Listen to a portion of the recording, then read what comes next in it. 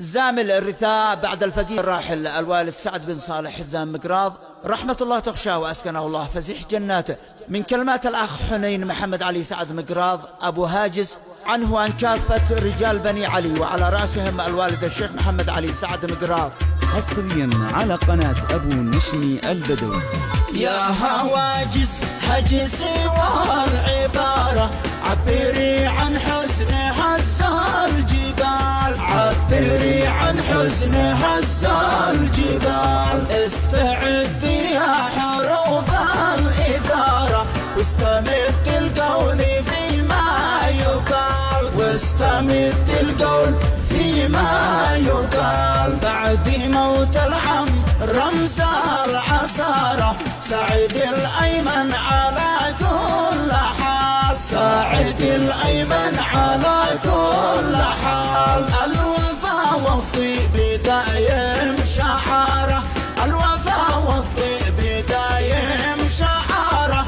جدي نشمي ما يهم الثقال، جدي نشمي ما يهم الثقال. ذي رحل عنا وفراق دياره، ذي رحل عنا وفراق دياره.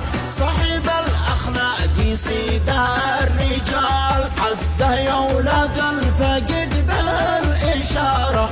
واخوته كامل تعازي اتصال، واخوته كامل تعازي اتصال. اسمه بتاج الوفا والمنارة، اسم الأعمام الجامع في المقال. واسمي ربعي تربته والحجارة، واسمي من شارك ولو باتصال، واسمي من شارك ولو باتصال. يا خسارة موتي مثل خسارة، يا خسارة موتي مثل خسارة.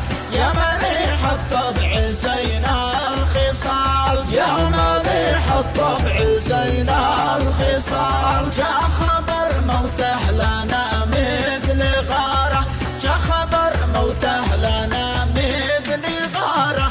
حطمت قلبي وأصبح وصال، بالوفا والطيب حاز الصدارة.